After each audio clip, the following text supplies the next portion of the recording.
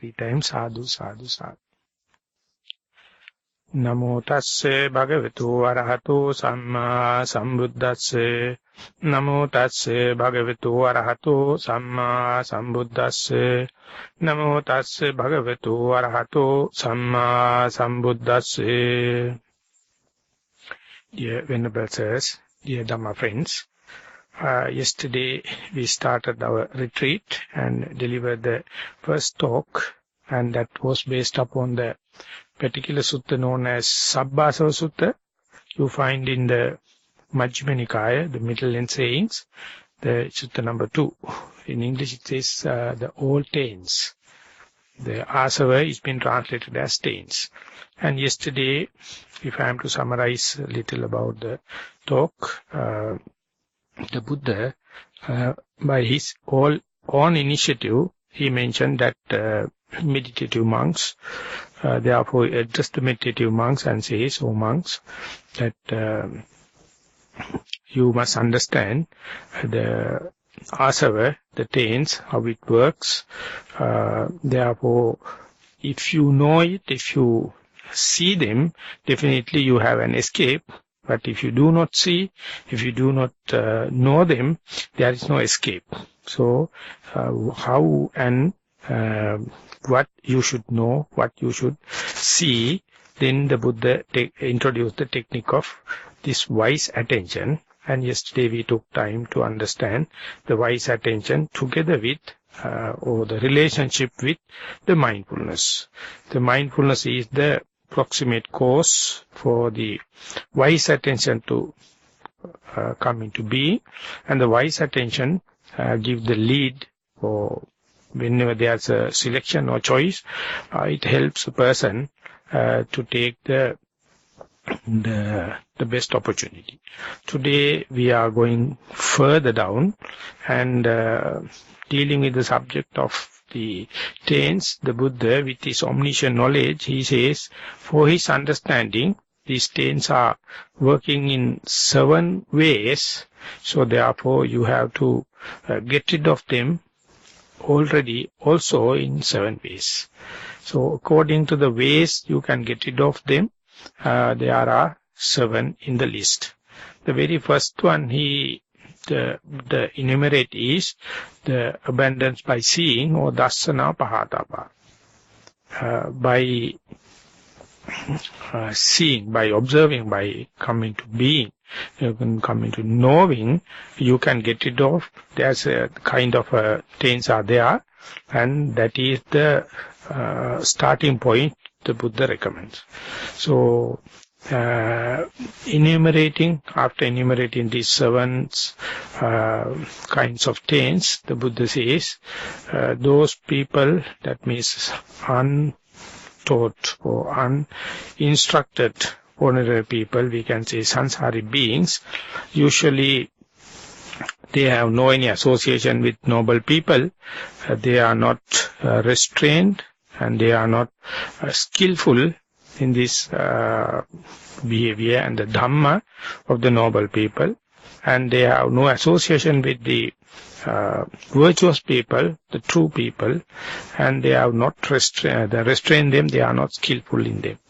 Under such mentality, they fail to focus or pay attention to the worthwhile objects, and they equally fail not to pay attention or restrain from the unworthy kind of objects and unworthy kind of attention. That is how they get entangled in this sensuous world, as well as these perpetual rounds of birth and rebirth, death and rebirth, and ultimately the wrong assumption of that there's a being, there's a soul, there's an entity, there's a man, womankind. So it is ever in an influx as far as he failed to give the proper attention. They are paying the proper attention in double fold, the correctly pay attention or apply mind to the good thing, and the other part is you have to restrain from paying the attention to the wrong thing. That means be diligent in to do what you should do, and equally you must be diligent not to do what you should not do. This double-fold approach is very important. So specifically, whenever we are taking the endeavor or practice like meditation, these both are very important. Otherwise, the taints or influxes, very difficult to size up, very difficult to see the actions, because they not always working directly, and sometimes they are working in the indirect and perverted way. So therefore you have to attack, or you have to tackle the problem in the double-fold way. You must be diligent in doing what you should do. Equally you must be diligent not to do what you should not do. So that otherwise, whether you like it or not, these stains are going to take well-rooted, and ultimately they are going to give influxes to each and every thought moment. So ultimately you will caught up with this, the Kamasava, Bhavasava, Avijjasava. That means unreasoned taints towards the sense pleasure will arise, and you will be caught up, and you are the one to get the disadvantages. And the unreasoned taints towards this being, the existence, also will arise, and you will take, it is your prime duty to maintain this existence and to go in this perpetual rounds, as well as you will take this yourself as, it is me, it is mine, I am the person must take care about this pleasure-seeking game, maximizing the pleasure. So ultimately you will end up with this the never-ending kind of endeavor. So therefore the wise people has to understand the taints, understand the influxes in the proper background, and after understanding, one has to work in order to get rid of them. So in this understanding, as well as in putting into one's practice, the attention or the application of the mind is very important. In Pali it is called manasikara, and sometimes you find them as vitaka, sometimes you find them as a sankappa. These all are indicating the adverting mind, the applying mind. Because in general sense, one person, one being, human, indicates 6 faculties: eye, ear, nose, tongue, the body and the mind. These are, if you consider as 7 doors or 7 faculties, there are a lot of transactions are going to take place. The eye is always willing to see different shapes and the different manners and different colors. Ear is always happy to hear different sounds. The nose is never-ending kind of desire to go for different smells. The taste, the tongue, also always searching for different tastes. And the body is asking for different luxuries. And the mind is for different pet ideas. So when and where possible, what we do is give as much as possible shapes and the colors, as much as possible sounds, as much as possible smells, tastes and tactile sensations, and the thinking. But we fail to understand even the 6 senses are there. The consciousness is single-fold. Consciousness can tackle one thing only at a time. So therefore, in deep, you have to understand, whenever you become a seer, when you are observing, your things or sounds falling onto your eardrum will never give any message, will never know any meaning. Any smells come and touch, titillate your nose, have no avail, no use. And the tongue together with the tastes, body with the tactile sense and the mind, all has to shut down because I is dominating. So I take the chance, it is only see shapes and the manners. When and where the I is not working, or when and where the chance happens, the ear is waiting next to get the chance. Whenever you become a hearer, you can see whatever the visual objects falling into your, avenuing into your eye. The nose, the tongue, the body and the mind, they become paralyzed. So therefore one thing happen on at a time. So therefore there are 6 doors and the consciousness select, or it happens to select one thing at a time. So where is the selection? What is deciding the selection? It is completely no agenda. You have no any control upon that. As far as you give visual objects, sounds, smells, tastes, tactile sensation and the thinking pet ideas, you have to understand only one thing will be selected. That selection is happen. Some may say it is due to my will and my desire kind of thing. Some may say it is the matter of the Creator God. Or some may say it is due to the climate. Some may say it is due to the government. Many attributes are there, but single, the very obvious thing in the meditation you can come to know is there is no agenda. The Buddha says it is the monkey mind, jumping from one branches to the other branch, no any agenda. So therefore, when and where the 6 sense impingements presents their inputs, the mind is waiting to select one. That very selection means rejection of 5. It's utter waste. So without knowing that, we feel we are rich, we are well-to-do, therefore we ever producing these 6 sense impingements, but we don't know only one thing we select, only our capacities, only for one thing, and the others go in waste, but we fail to understand, we feel each and every time we are aware of all the sense impingements and thinking that all the senses are working. That is how we create this image of I, myself and mine. And the Venerable Jnanananda, who is the author of this Mind Still, Nibbana, he take an example. When you go to a theater, when you purchase a ticket, you will get as a right the visual object and the sounds. And when you go inside the theater, when you are sitting on the chair, you can get the touch of the chair and the smell of the air. And if you are biting something or chewing something, you can get the taste also. And you can understand the story, whether it's a tragedy or comedy. So therefore, all the 6 senses are working. It appears to be. And therefore, you think that throughout the 1.5 hours, 2 hours, you are fully entertaining all the 6 senses.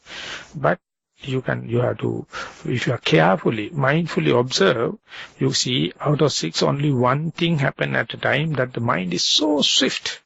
It is jumping from eye to the ear, to the nose, to the tongue, with no time. So we are in a belief, in a acceptance that all are working. But only one thing happening at a time. Therefore, selection is a must. That selection, in a sense, indicates rejection of 5. And the other one is, who is deciding the selection? Everyone will raise the hand and say, I am the person selecting. But when you are going to meditation, what happens? You close your eyes, go to a silent place, and don't entertain your nose without talking and without eating. Keep the body passively, and then you focus the attention to the breath. That is a imposed one. that we take a decision, willful action. When and where possible, I will focus the attention on the breath. You find how difficult to keep the meditative mind face to face with the breath, because when and where the sound happens, when and where pain happens, when and where chances comes, the thinking, distraction from the sounds and pains happen, you have no control. And there you desperately, you will say, I am not a person. In my case, anapanasati or the breathing, in and out breathing is not the proper object because I can't feel it. Most of the time, mind is wandering here and there. And there you consider it as something to be discouraged, because mind won't be face to face adhered with one object. And from the Buddhist point of view, you can say this is the first and foremost result of the meditation. You understand you can't keep the mind in one place. Rather than becoming discouraged, if you take this as a object of meditation or something to be studied, you have to apply the mind again and again, when and where possible, to the primary object. And more apply, you will understand mind, specifically this adverting of the mind, applying of the mind. It is called vitakka or manasikara, is so unruly. Whatever may be your wish, whatever may be your liking, it is not listening. It has its own agenda also, but you see unruly, ungovernable nature, uncontrollable nature. So general outlook is discouragement. But this indicates the soullessness. There is no governing power. And that is the first and foremost thing you understand when you sit and focus the attention to one object. So that is why the Buddha says, those who have no acquaintance with the noble ones, those who have no acquaintance with the noble Dhamma, no discipline in the noble Dhamma, ultimately get up and go, thinking, I am not suitable for meditation. I can't keep the mind with the object of meditation, and it is something to be discouraged.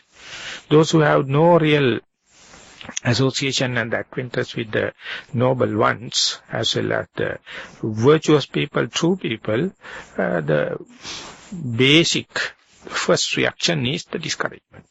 But the noble ones and the true men teach them, this is one of the great things you are to understand. Whatever the other skills you have in your day-to-day life, you will be an archer, you can shoot to the target without a miss. Or you can maybe a martial arts, you can kick the other fellow by 1 or 2 shots. Or whenever, if you are a mathematician, when the sum happens, you can directly work it out. For external works, yes. But when you come to the internal work, keeping the mind in one object, there you understand the ungovernable nature. So therefore you have to have kind of a theory knowledge, kind of acquaintance with the noble ones, with the true people, and not to get disheartened, but don't give up, endure it. By more and more endurance, the amount of effort you put, there's a kind of a relationship, you gain certain amount of controlling power, and that means you can sit little longer, keep the in-breath and out-breath in face-to-face longer.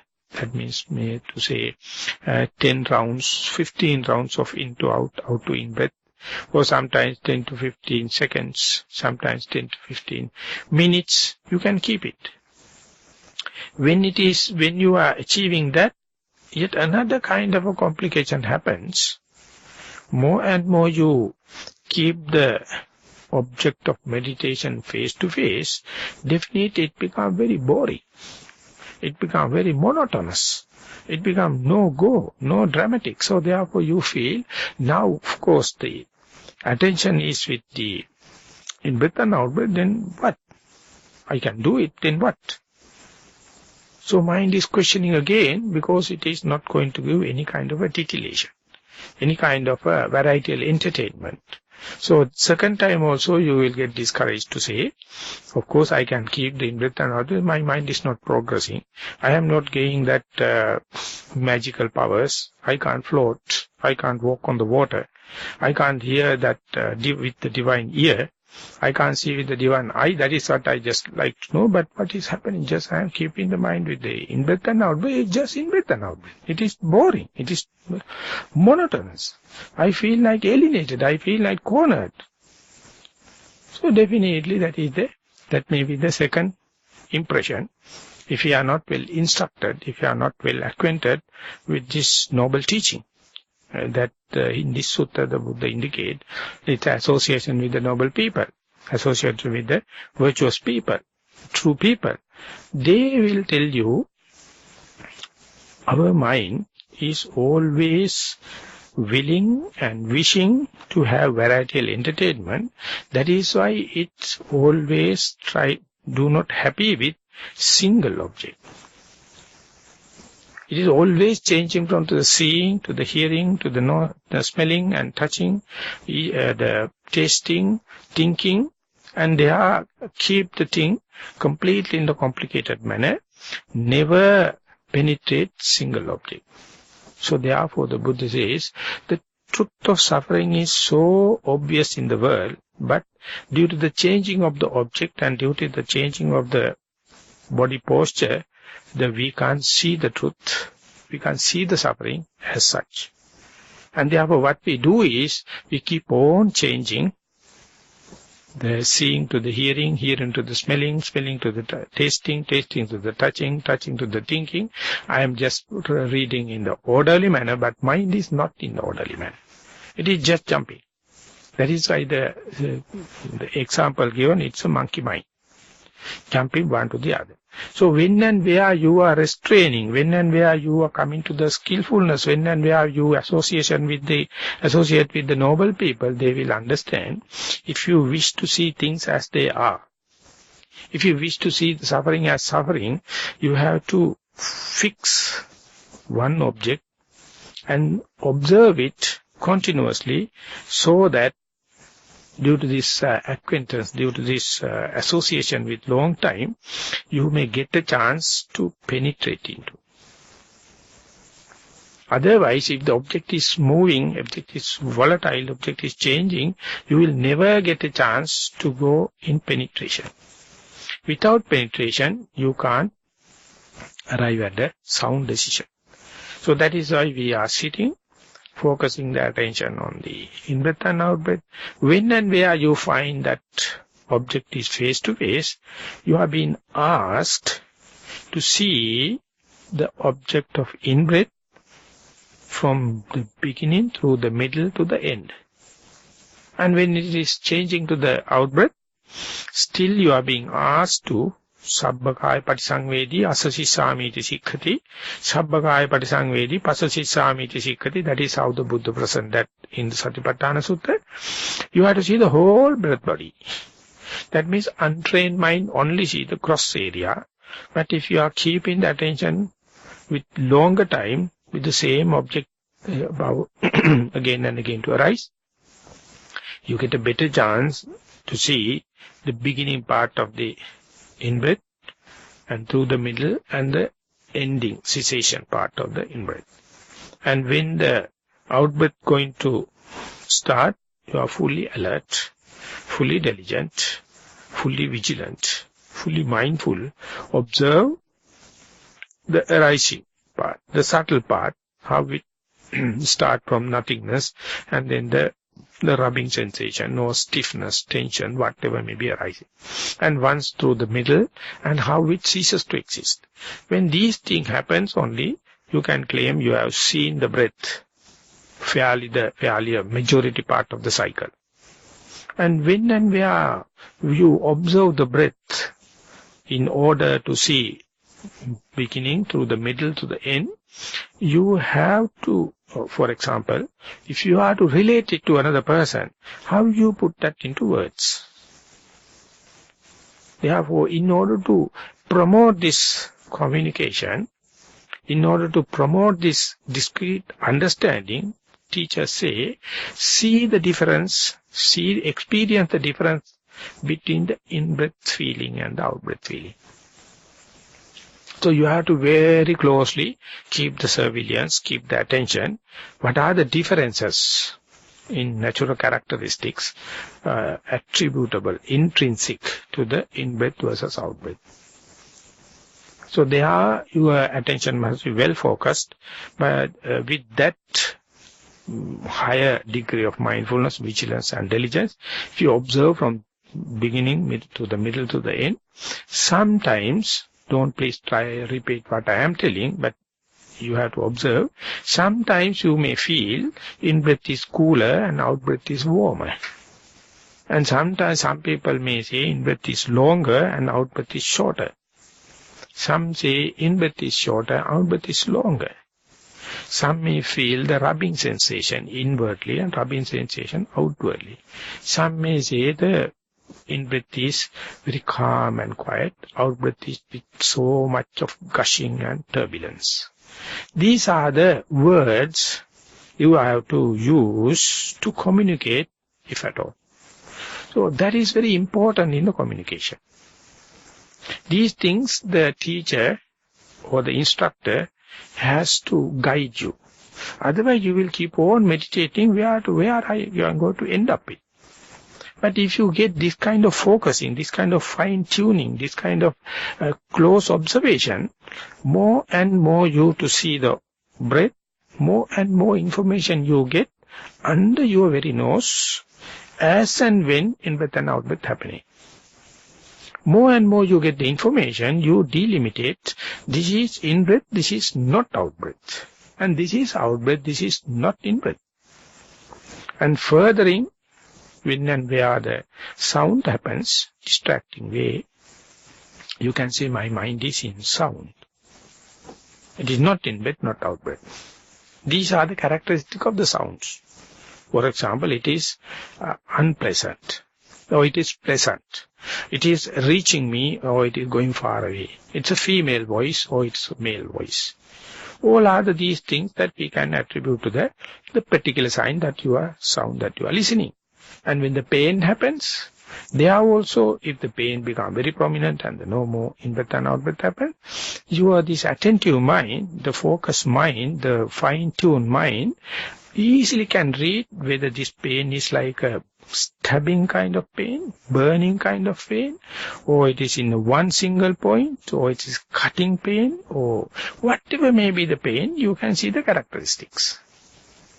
With the thought happens, if it is recurrently happening, you can see whether it is mostly associating with the past or future, or whether it is desire, more inclined to the desire or to the hate, more inclined to the lethargic nature or overexcited entertainment of doubts. All these things you come to know. This is how you come to know who am I. Because these information you can't deny, because it is happening under your very nose. It is not proposed by someone. It is not the thinking.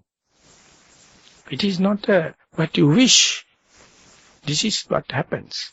But in order to have the theme very sound and solid, you have to give the priority to the in-breath and out-breath. While you are keep on practicing with the in-breath and out-breath, you must not react to the thoughts. You must not see negative or react towards the sounds or to the pains. But of course, as a beginner, you have to give the conducive conditions. So therefore, you go to a place silence, make your body comfortable, and do walking meditation so that there may be little reduction in your astray thoughts. But when and where you progress, you can see each and everything has its own intrinsic characteristic, personal characteristics, whereby you can clearly see sound is not a pain, sound is not a in-breath, sound is not a thought, and likewise the delimitation happens. You can put them into separate bags. More and more you go there, meditation become a hobby-like thing, and you can understand if you are not going to give this kind of a choiceless kind of awareness, mind is always associating with likings and disliking. So when the liking and disliking in this sense, according to this sutta, these are the tense we are going to say influxes. And when that happens, you become moody. You become moved by your likings and disliking, and then you can't continue with. If you keep this tense with clear observation and with proper instruction, you can keep on practicing. When and where in-breath and out-breath is very prominent, you see how in-breath is different from the out-breath. When and where sounds come, thought comes, you never reject them, you accept them because happening under your very nose. It is something undeniably truth. So when you keep on practicing like this, you must learn one thing, how to advert your mind, how to apply your mind to get this kind of clarity. The second thing is how to communicate it with the teacher. Without that, very difficult for a second person to come and help you. So therefore, when and where the meditation happens, if I am to quote yet another particular discourse, the Buddha says, one has to facilitate it with virtues so that you are not committing transgressional kind of misdeeds. So the stream of consciousness is fairly tamed, docile. And you have to have a certain amount of theory understanding so that you can sort it out a little bit of. The second thing is you must have discussions, lively discussions. When and where you have any doubt, you must have a dialogue. And there only you can make the adjustments, tuning, fine adjustments day by day. And on top of that, you must cue once in a way full concentrated mind. So mind is free from this obsessional kind of defilement, so you can foresee. And do insight meditation too. That means kind of a willingness to see things as they are. These kind of things you have to promote, you have to facilitate. Over there, the discussions are very important. Otherwise, even the object of meditation is face-to-face. You don't know where you are going, what you have to look for, and how to communicate with others, whether you are progressing or not. So if you wish to keep the object of meditation, namely the primary object, and to give the priority, one of the techniques developed by Maha from the Burma is to note it, label it. For example, when you while practicing, after a while you feel there are some kind of astray thoughts coming and distracting. They are working in background. No particular message as such, but thoughts are there.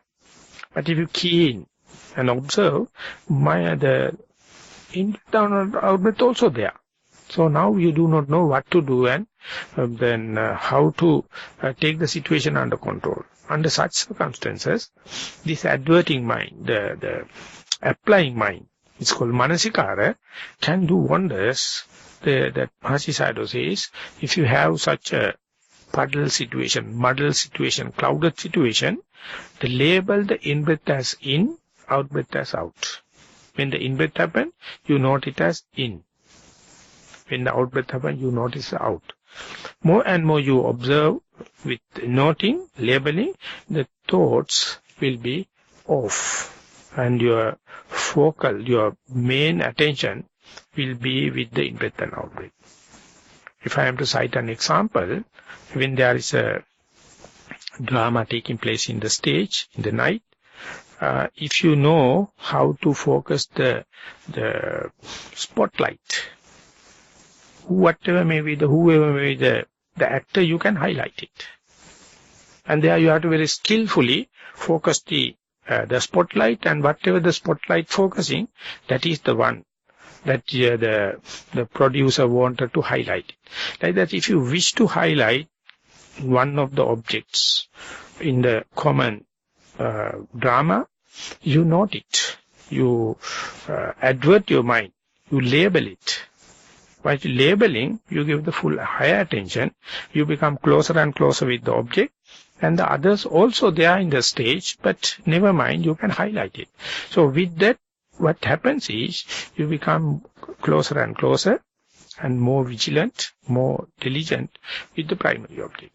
When you are observing the primary object, when you are relating it to another person, definitely you have to use the stiffness nature, tension nature, lightness, rubbing nature, all the kind of characters.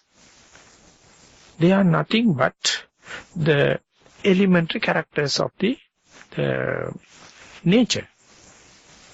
When you say the rubbing, inward rubbing, outward rubbing, or heat and cold of the in-breath and out-breath, or turbulent and docile kind of flow, all these are the elementary characters, and you can't find any soul over there. You can't find any self over there. Whether it is a heat inside or outside, heat is heat. Whether it is coldness outside or inside, it is coldness. So ultimately you understand some physical phenomena, and more scrutinize, you find there is no place for soul to hide. There is no place for the self-centeredness to arise.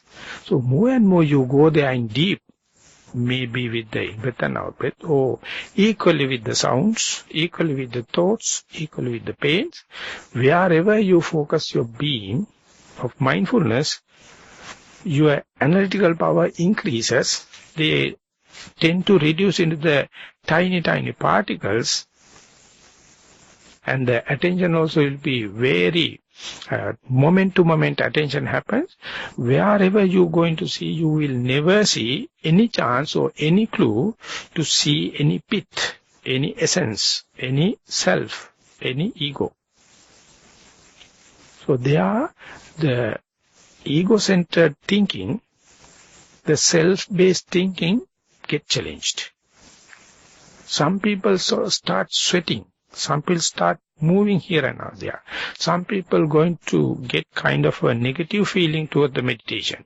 All the kind of internal turmoil starts.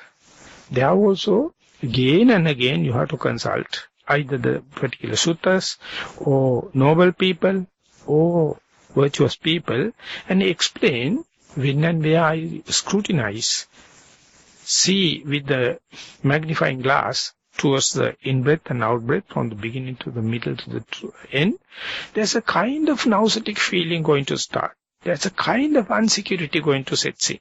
There's a kind of get up and go kind of feelings going to set in. Even though it is happening directly under your nose, mind never appreciate it, because it has been, since unknown time, it always try to see the ego, try to see the self in it, but when you are really see, under the light of mindfulness and the concentration, there is no clue. So that is how you see through the phenomena, whether it is primary object or otherwise, never mind. There is no self-ego to self-maximize the pleasure-seeking game. If you go and go more and more, what you find is just physics. The four elements are working. And if you attribute heat is better, cold is bad, or cold is good, heat is bad, then you can find the self, then you can find the fighting, then you can find the liking and disliking. But if you accept the heat as heat, cold as cold, these are just nothing, they're nothing but the two sides of the same coin. And the movements and the motionlessness, heaviness and the lightness, roughness and the smoothness, the fluidity and cohesiveness. All these are opposites are working at two sides of the same coin. So there you can go deep and deep to the point you have to completely eradicate the idea that there is no essence in it. These are natural phenomena, some chain actions. But if you are not looking directly, if you are not looking penetratively, you will draw conclusions with least amount of information. Instead, in the This sutta, the Buddha explains is, you must know how to apply the wise attention and never end in your observation. Don't hasty. Don't go quickly to a decision. More and more you go there, what is happening is that any idea, any place, any argumentation they are for the ego and self, you can easily understand that is because of not seeing, not knowing. You assume there's the self-ego.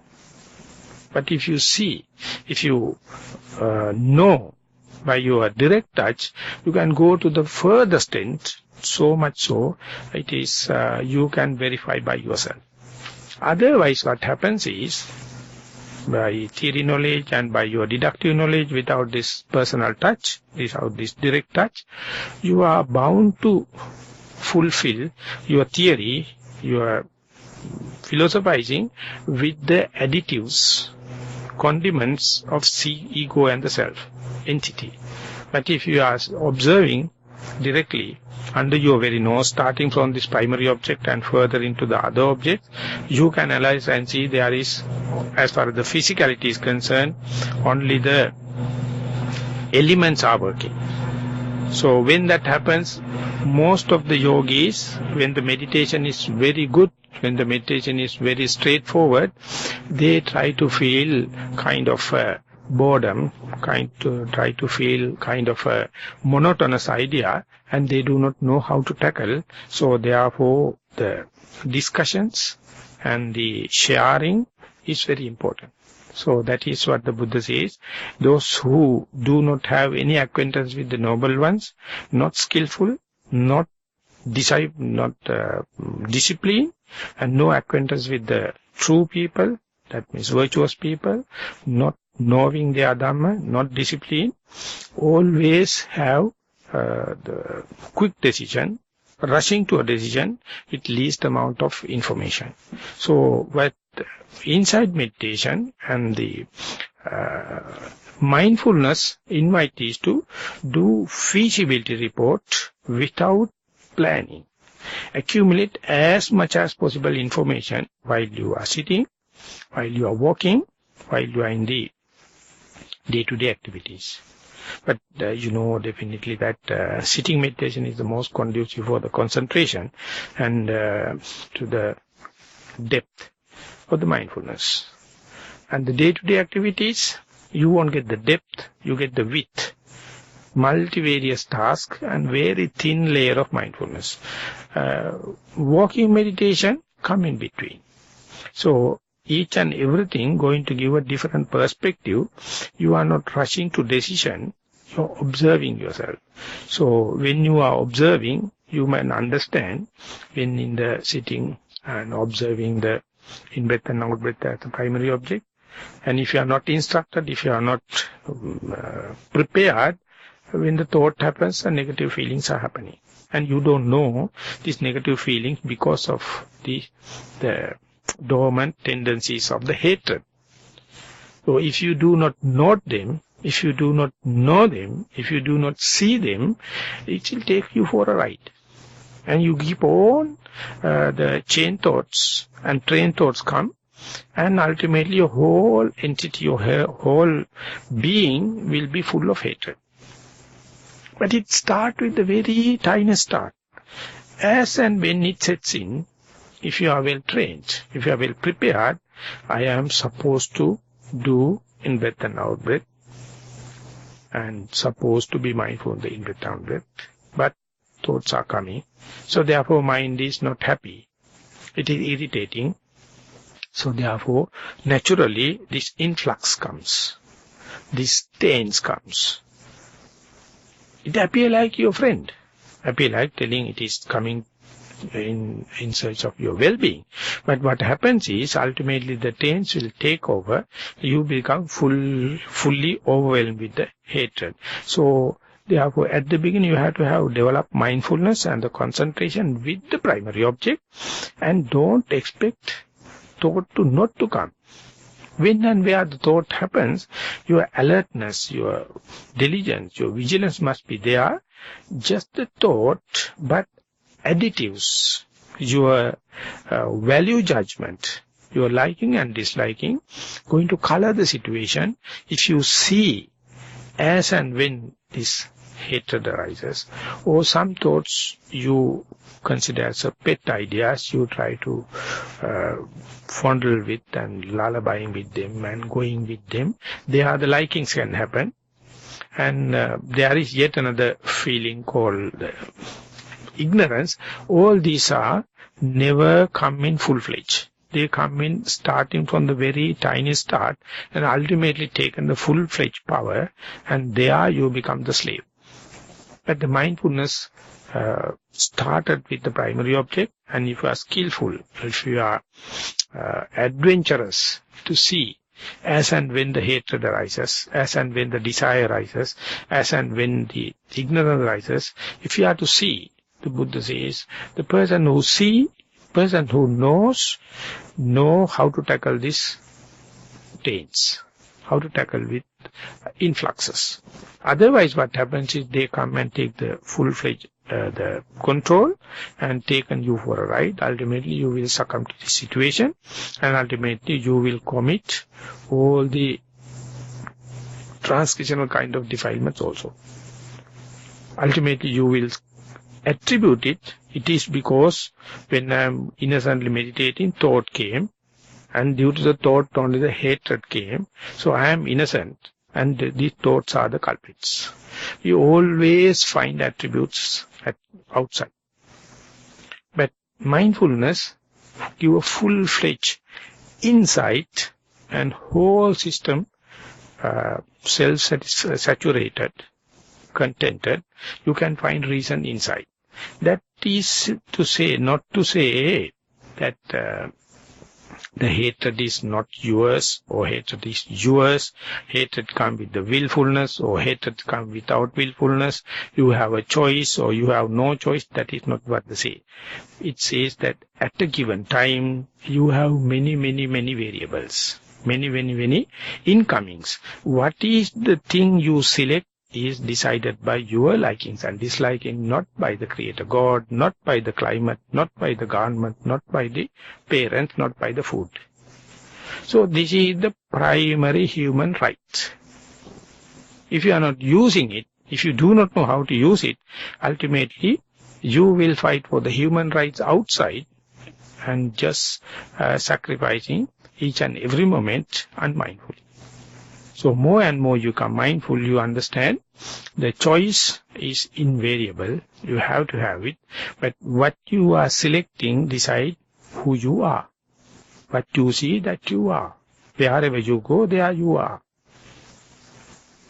So Dhamma is, it's in a slowly or painfully slowly introduce all the bad things or any good thing happening in the very small way. If you know, if you see, you can nip it at the bud level. So in order to see that, you have to see things in their correct perspective, not by your emotions, not by your perceptions. So the Buddha, in a confirmed way, he declares this knowledge never happened to a person within, by himself. Always one has to listen from an enlightened being or known person. The Buddha is the first and foremost the noble person, and he is the first, he is the first person as well as the most radical person. He invented by himself, that is why we call Samma Sambuddha. Self-enlightened, full-fledged, the omniscient knowledge. We are the disciples, so we have to depend upon them. So that teaching, how to develop this adverting of the mind or application of the mind, is not easy, because it is full acquainted with a lot of mistakes. So therefore only one method we have, that is to call trial and error method. There is no prepared tablets. There is no injections. There are no operations. There are no blessings. There are no other external thing. Each and every person in this dispensation came to know this art by doing trial and error. So therefore, it is not a crime. When you are meditating, thoughts are coming. That is not your mistakes. The sounds are happening and you get discouraged, and again. The person who is enduring understands the true nature. Understand the true nature of who I am and what is happening outside.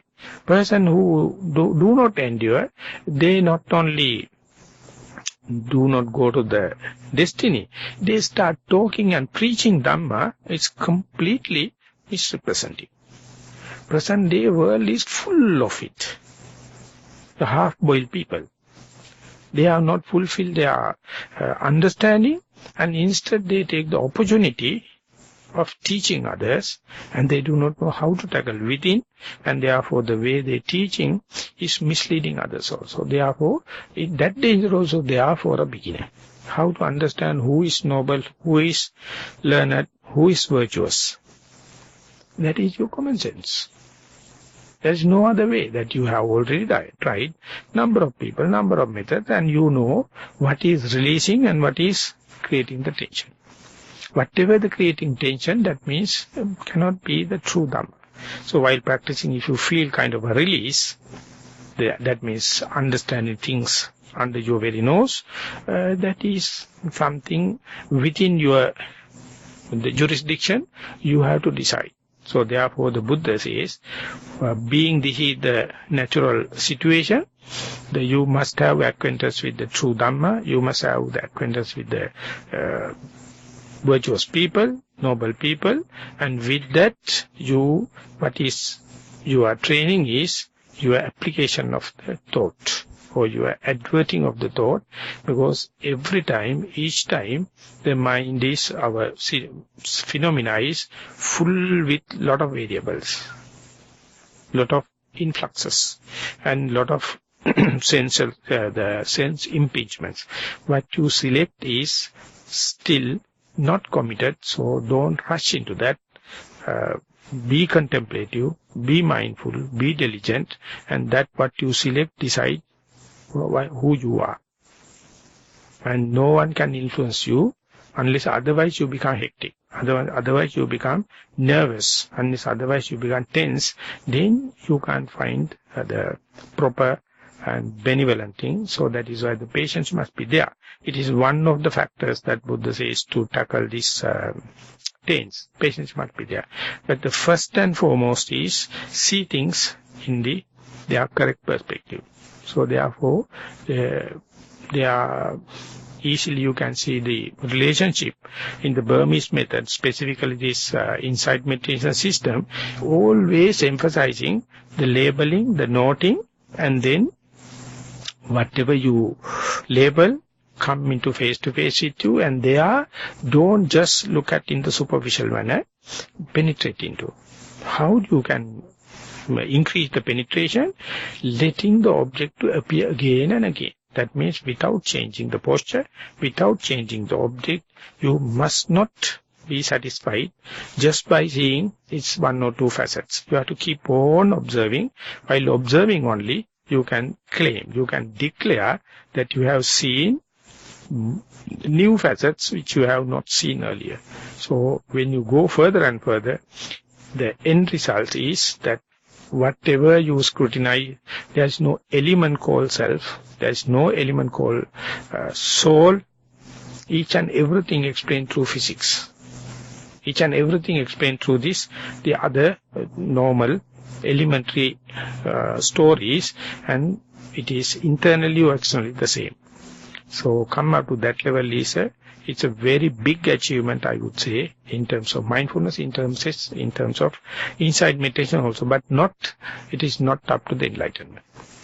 Your mind is prepared and for the higher Dhamma. So therefore, at the Kayanupassana level, Kayanupassana means that the dwelling on the contemplation on the body, your mental background is prepared for the higher kind of training.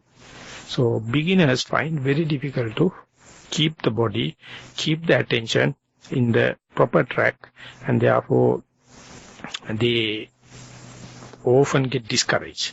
But that one must not think it's a personal mistake or it's a personal weakness. Each and every person has to endure it at the early part, and then only the mindfulness come into the steadfast mindfulness.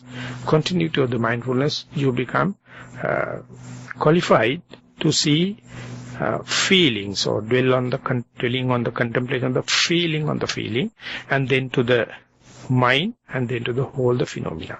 So early one is that understanding one's own very body. Body means the 4 elements is the most crucial factor.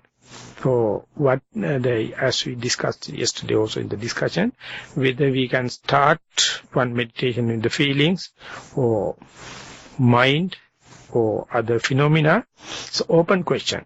But it's a very clear fact, you have to start with the body. Because the body, the corporeality is verifiable. Whether you are in the correct path or not. Whenever you go to the feeling and the mental aspect, it may be mere mind projections. You may be conditioning yourself. So first you have to get the thorough grounding, full establishment of mindfulness with this verifiable materiality, and then naturally mind is unfolding to the mentality. That is also have a pattern. At the beginning of the materiality, you come to know the gross, tangible part. More and more you go there, it becomes subtler and subtler and subtler. That is how mind become, or consciousness become prepared for the mentality forthcoming. And then you can go to the feelings, the mind matters, as well as the other phenomena. So therefore, though it is difficult, though it is find very cumbersome to deal with this body, the Buddha, each and every time he prescribed, one has to start with the body. One has to start with his own, this materiality, then only the Vedananupasana, Chittanupasana, Dhammanupasana level, the feelings and other things will be revealed. So therefore, early part, though it is very difficult, one has to take care, and when and where the object become possible, become face to face, do not try to glide over with superficiality. You have to penetrate in to see the elementary characteristic. Then only it is preparing for this mental part. So that is what I thought of sharing with you, and that is the second part, where the importance of association with the noble friends, importance of the association with the experienced people, and when and where the opportunity happens, how to divert your mind. So I hope as the time goes, this will be much important, much helpful for you to guide in good sessions. Thank you very much for listening. Sadhu, sadhu, sadhu.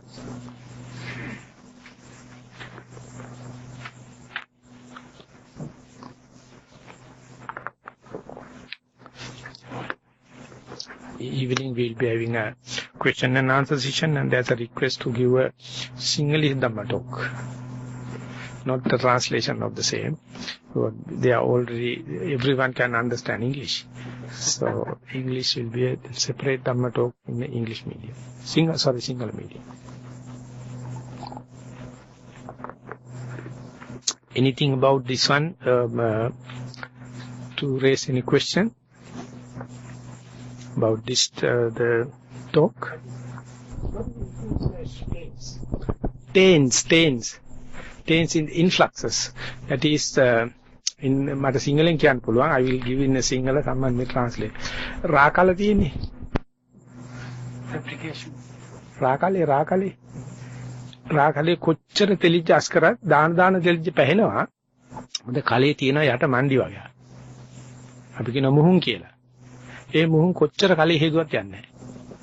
ඒ මුහුන් වලට කොච්චර අලුත් තෙලිච්ච දැම්මත් පැහෙනවා. ඒ වගේ අපේ කලේ, අපේ මේ කලෙත් අපි කොච්චර පිරිසුදු දේවල් දැම්මත් ඒක කුණු වෙනවා. මේක ඇතුලේ තියෙනවා මොකද්ද මුහුන් වගේ. අන්න ඒ මුහුන් වලට තමයි ඔය ටේන්ස් කියලා කියන්නේ. It is not manifested as thoughts.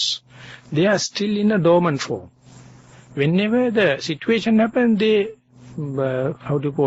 trigger off. They spark. spark. They have not come up with the defilements, so that is what the dormancy.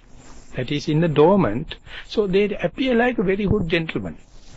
They are not thugs and all the kind of things.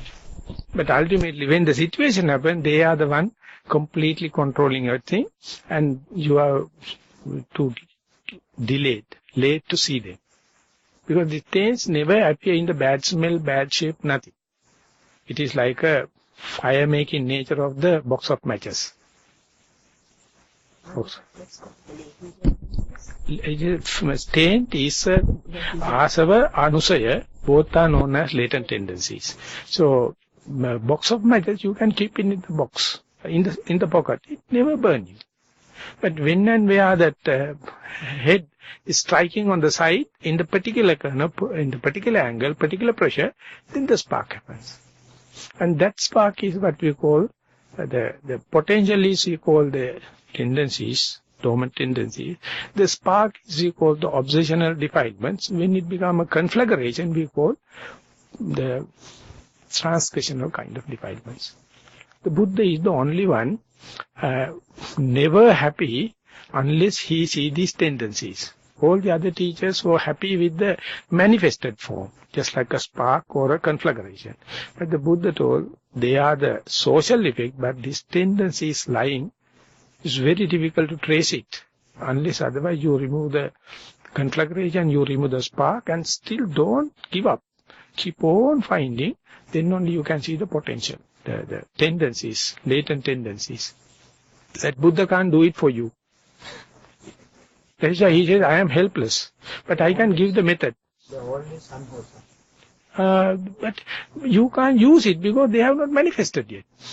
I mean, in the box of matches, you can't say that potential is the potential to fire is unwholesome because it is not always making conflagration. You are burning your the stove and kind of thing also. So therefore, very difficult to put them, very difficult to accuse them, very difficult to නීතිය ඉදිරියට ගන්න බෑ. මොකක්ද හොඳ වචනයක් තියෙන ඉංග්‍රීසි. You can confiscate it. It has not committed anything yet. If I am to give an example, in the mafia organizations, the top leader, even the board of directors, they do not know who is the top leader. Even the film, they just show the bust, they never show the face. And he has the whole powers. But he is implementing through the board of management. Board of management, he can kill any person if he's going against. But the board of management never go to the committing crimes. They use mercenaries. So what the police is tackling is the mercenaries or the hired labor. They don't know the organization. They don't know the top person. So whatever the amount they are catching, the drug traffickers, other kind of thing, they don't know the mechanism because that particular people is hired for that task. So police knows by tackling the people in the street, never answer the question. What they do is they accumulate everyone and try to get where did you get the message? Then only they can go to the board of directors. But the board of directors is not the main culprit. Main culprit is the chief man. Even the board of directors do not know the chief. But ultimately when you find it out, he may be the chief of the police. Then only you will come to know he is the person taking the order in this thing, but he is the same person there. Exactly the same in our taints, in our defilements. So whenever when the whole gang is taken to the court and the case is being heard, the highest punishment for the main culprit. There is to the law it is very clear. But the catching the fellow, very difficult. Yeah, he is the real carpenter making the house. So Buddha says, I am chasing behind. I am not happy with this tackling the mercenaries and the hired labor. I am not happy by tackling the board of management, but other leaders have done it before the Buddha come into being. He says, but still the problem is not solved. So I have to go in the same line with the different strategies to see the source. So that is what we call insight meditation, yes? Now, the three roots, Loga, Doga, the ignorance there and the ignorance in things, But are they the same? One is manifested, one is not, one is latent, or? You mean the avijja? Yeah. Avijja has two facets, simple unknown and misperception. Michapatipatya avijja, appatipatya avijja. We are only talking about simple unknowing. So we think by learning we are getting rid of avijja. But we never see the misperception. Misperception is always topsy-turvy. It is always perverted. The very thing you claim you know. Then who the hell can correct you? So that is the whole dangerous part of ignorance. We claim we know. So then the Buddha, how can the Buddha come and help? So therefore everything works in the double facets, double game. Simple unknown, misperception. And taints also working in this. This is usually known as Vanchinika Dhamma, or in terms of perversions. And when I was in Melbourne, that Dr. Padmasiri, he was a psychologist and philosophical kind of person. He said this part has not been tackled very well in the Western psychology. The perversions. They try to do it in the direct linear method. But these perversions are very smart. They never get caught. Even you get caught up, you can't accuse it. Confiscate it. There's one, you can go again, you can take it under the law because it has not committed anything yet. But the potential is there. So there, if you are going directly, it will say you are doing the unjustifiable thing because I have not committed anything and you are doing overpowering me. If you keep it alone without tackling, you'll ever making problems. So you see, there's a ways and means to tackle these taints. And the other thing is, as she mentioned, the ignorance. If I can't describe it, how do I know it? Yeah, it is. How can I see it? So you can't see it because you see with your eyes, so your friends has to tell you. Your friends and the associations are your mirror. You can't see your eyes. I can see anything. So therefore, if you wish to see eye, you have to have a mirror. That's what the Buddha says. You have to have a noble friend. You have to have a virtuous people. And the theory and the practice, rational knowledge is separate. But the other people are the reflection, the feedback for us. So therefore, when we are in a team, whenever someone going to tell us something about our mistakes or kind of, we have to listen whether this is destructive or constructive. If it is destructive, Buddha give the rights, get it off. But if it's constructive, whether it's younger or older, virtuous or not, never mind, it's an asset. You must be very open to the constructive criticisms. Maybe a non-Buddhist, maybe a non-meditator, but they have their observing power. They can say you are doing upmanship, you are doing very pride kind of thing, you are letting down others like this. These are the way we come to know. But when and where it comes to know, one thing is very clear. It's always bad. Always bad. So in Nilambe there's one cartoon. Nilambe, he says, when and where you see your true self, you will run away telling that you have seen a ghost. It is such an ugly thing. So you have to, when you are really tackling it, you feel the omniscient knowledge of the Buddha. Not only that, how we communicate with us with the long distance and the kind of thing, through the technique, through the mindfulness, through the inside knowledge, and it is crispy, it is living. It is not subject to the time. But the particular person should know, just like a root goes to the nutritious and places in its own way, we must know how to get rid of that. So therefore the association with the noble friends is very, very important. But they are the reflection. They are the mirror. They are the one telling us whatever may be. And there are also some, if it is destructive, you must know the limit. Get rid of that. If it is constructive, ever willing to get the feedback. So you are always humble. Always says, I don't know, the Buddha knows, I am just a follower. I am just learning. Because you have to get rid of simple unlearning as well as the misperception. Misperception is the most difficult part. And there's a parable story. There's a musical instrument called solo. Huh? I don't know, I am just repeating the word. So the two people going to take the lesson from the master. And they are not known each other. On the way they meet and they ask, where I go? I am going to that master. I am also going to that master. Okay, while going there, I told the person innocent, he says, I do nothing about solo. I have $1,000. I am going to give everything to the master and I will do whatever the master going to say because I know he is the best in the world. The other person told, in that sense, I am better. I also have $1,000, but I know half. And therefore, definitely, I can do with $500. So, master interview the first person and get the $5,000 and take it. And the second person goes. He says that I am also going to come under you, but I know, that I know half. Therefore, he suggests, why don't you charge half? Then the master says, you know half, therefore I am going to charge double. Why? I have to de-learn all you know. It is very difficult.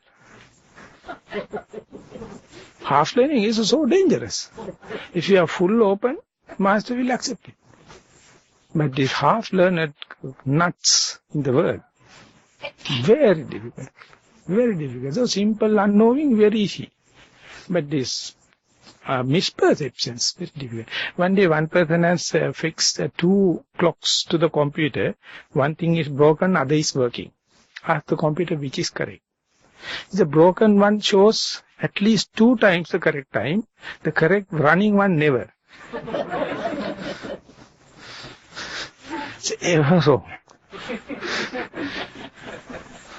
So when you come to the insight, our values and everything completely go topsy-turvy.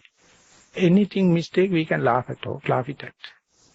And we can understand anything we do not know, simply we can say we don't know. And we are absorbing, so everyone is a teacher to the other. Everyone is a reflector to the other. There is no teacher relationship, disciple. If it is so, that we destroyed our connection. Each and everyone has to have equal rights or equal reflecting capacity. So ever you become very soft, ever you become very humble, and then your absorbing capacity ever open. The moment you say, I know, that's the end of it. So lucky we are, because Buddha is omniscient, so we can say he knows everything, and therefore we can absorbing everything. But when we are working as meditators, all the time we have to understand that I can't see my eyes, simply. So therefore I have to have a mirror.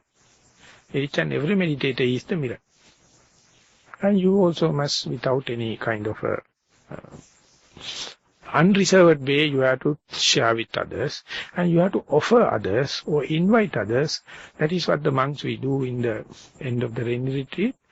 We tell each other, if you have seen, if you have heard, or if you have suspected any mistake of me, please let me know.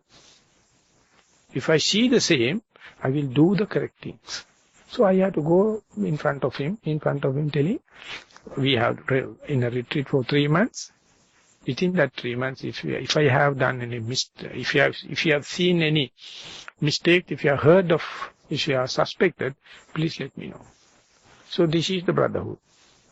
And whether you lay or the ordained, monk or lay, the male or female, if that is there, we are in such a family.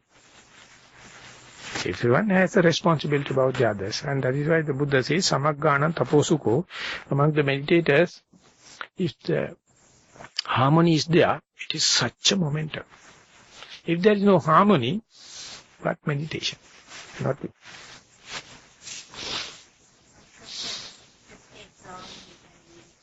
But is there a short and quick way to describe Yoniso Manasikara? Radical reflection. Radical reflection. Short and sweet. Oh, why is attention?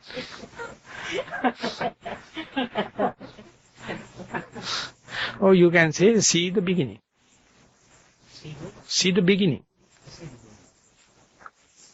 If you know the beginning, you know everything. But we are delayed. We are, negligent to see the beginning. We see only the phenomena when it becomes gross and rough and grown up. Anything in the world, we are not observing. Our system is in such a way, we see once it come up to a certain maturity only, we see it. But we call that birth, we call as the parturition. But before the parturition, fetus is completely inside the mother's womb. And we say that boy or girl born, just be a parturition. But the parturition is fairly a half. Anything like that. So, if you are traced, and I will go to the early part of your question, maybe a long answer. When the doctors are tackling diseases, people come to the hospital with full-fledged symptoms. So they treat the symptoms at the beginning and invite people to come. And what happens is some people accidentally come with the developing symptoms, early part of the symptoms. The doctors find easy to treat such a people. And more you go there, see the beginning of the symptoms is the only way to see the germ, to see the particular the pathogen. Because when the symptoms are coming, many pathogens are already damaging. To trace back into the intrinsic pathogen, you have to see the early part of the symptom. That is part and partial. So, 1,000 and 1,000 later patient has to come. Then only you can go there. So, doctors must be not only attending to the serious patients, they always keep the track with the patient with the developing symptoms, early part of the symptoms. When you tackle early part, easier to tackle. Not only that, you can see the germ, you can see the culprit. So therefore, Yoniso Manasikara is yet another way. Long answer. When you see your anger, when it come up to the dangerous level, you're about to burst, about to cry, about to attack, about to talk something. But you, of course, understand now anger has come, it's overwhelming. Never mind. Tomorrow also anger will come free of charge. Isn't it? So there, your attention, your diligence, your vigilance must be there. Tackle the anger one thought moment before.